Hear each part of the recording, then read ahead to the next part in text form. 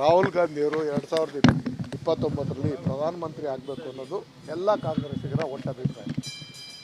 ಆ ಒಂದು ಈರ್ಷೆ ನೆರವೇರಬೇಕು ಅಂದರೆ ನಾವೆಲ್ಲರೂ ಜವಾಬ್ದಾರಿಯಿಂದ ಈ ಕೆಲಸನ ನಿರ್ವಹಿಸಬೇಕಾಗಿದೆ. ಕೊಟ್ಟಿರ್ತಕ್ಕಂಥ ಜವಾಬ್ದಾರಿನ ನಮ್ಮ ಅಖಿಲ ಭಾರತ ಕಾಂಗ್ರೆಸ್ ಪಕ್ಷದ ಅಧ್ಯಕ್ಷರಾದ ಮಲ್ಲಿಕಾರ್ಜುನ ಖರ್ಗೆ ಅವರು, ರಾಹುಲ್ ಗಾಂಧಿಯವರು, ನಮ್ಮ ಸಿದ್ದರಾಮಯ್ಯನವರು, ನಮ್ಮ ಮುಖ್ಯಮಂತ್ರಿಗಳಾದ ಡಿ ಕೆ ಶಿವಕುಮಾರ್ ಅವರು ಕೊಟ್ಟಂಥ ಈ ಜವಾಬ್ದಾರಿನ ಅತ್ಯಂತ ಜವಾಬ್ದಾರಿಯಿಂದ ಪಕ್ಷಕ್ಕೆ ಹೆಸರು ಬರೋ ರೀತಿಯಲ್ಲಿ ಜನಸೇವೆಯನ್ನು ನಾವು ಮಾಡ್ತೀವಿ. ಸರ್, ಎಸ್ ಮಲ್ಲಿಕಾರ್ಜುನ ಭೇಟಿಯಾಗಿದ್ದೀರಿ ಸರ್. ಈಗ ಮಂಕಾಳು ವೈದ್ಯರು ತಪ್ಪಿಸಿ ಇವರಿಗೆ ಕೊಟ್ಟಿದ್ದಾರೆ ಅಂತ ಆರೋಪ.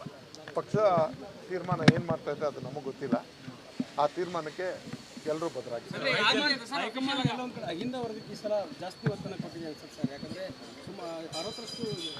ಕಾಂಗ್ರೆಸ್ ಪಕ್ಷವೇ ಅಹಿಂದ ಆಗಿರೋದ್ರಿಂದ ನಾವು ಬಹುಸಂಖ್ಯಾತ ವರ್ಗ ಕಾಂಗ್ರೆಸ್ ಪಕ್ಷದ ಬಗ್ಗೆ ಭರವಸೆಯನ್ನು ಯಾಕಿಟ್ಟಿದ್ದಾರೆ ಅಂತಾರೆ. ಇದೇ ಕಾಂಗ್ರೆಸ್ ಪಕ್ಷದ ಧ್ಯೇಯ ಸಂದೇಶ. ಸದಾಕಾಲ ಬಡವರ ಬಗ್ಗೆ, ದೀನದಲಿತರ ಬಗ್ಗೆ, ಹಿಂದುಳಿದವ್ರ ಬಗ್ಗೆ, ಅಲ್ಪಸಂಖ್ಯಾತರ ಬಗ್ಗೆ ಕಾಳಜಿಯನ್ನು ಇಟ್ಕೊಂಡು ಏನಾದ್ರು ಕೆಲಸ ಮಾಡ್ತಕ್ಕಂಥ ಒಂದು ಪಕ್ಷ ಇದ್ರದ್ದು ಕಾಂಗ್ರೆಸ್ ಪಕ್ಷ. ಇವತ್ತು ಅದನ್ನು ನಡೆಸ್ತಾ ಇರ್ತಕ್ಕಂಥ ಮುಂಚೂಣಿಯಲ್ಲಿ ವಿರೋಧ ಪಕ್ಷದ ನಾಯಕರಾಗಿ ಕೆಲಸ ಮಾಡ್ತಿರ್ತಕ್ಕಂಥ ರಾಹುಲ್ ಗಾಂಧಿಯವರ ಹೋರಾಟಕ್ಕೆ ಇನ್ನೇನು ಕೆಲವೇ ವರ್ಷಗಳಲ್ಲಿ ಜಯ ಸಿಗಲಿದೆ. ಅವರು ಮುಂದಿನ ಪ್ರಧಾನಮಂತ್ರಿ ಆಗ್ತಾರೆ.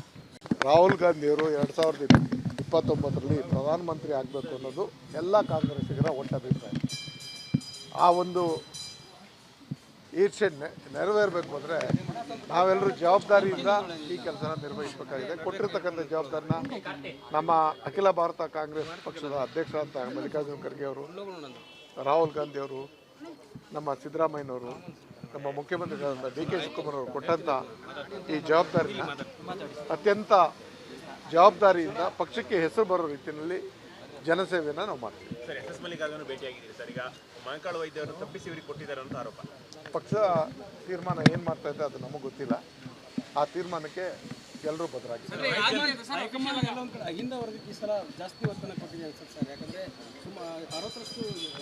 ಕಾಂಗ್ರೆಸ್ ಪಕ್ಷವೇ ಅಹಿಂದ ಆಗಿರೋದ್ರಿಂದ ನಾವು ಬಹುಸಂಖ್ಯಾತ ವರ್ಗ ಕಾಂಗ್ರೆಸ್ ಪಕ್ಷದ ಬಗ್ಗೆ ಭರವಸೆಯನ್ನು ಯಾಕಿಟ್ಟಿದ್ದಾರೆ ಅಂತಾರೆ. ಇದೇ ಕಾಂಗ್ರೆಸ್ ಪಕ್ಷದ ಧ್ಯೇಯ ಸಂದೇಶ.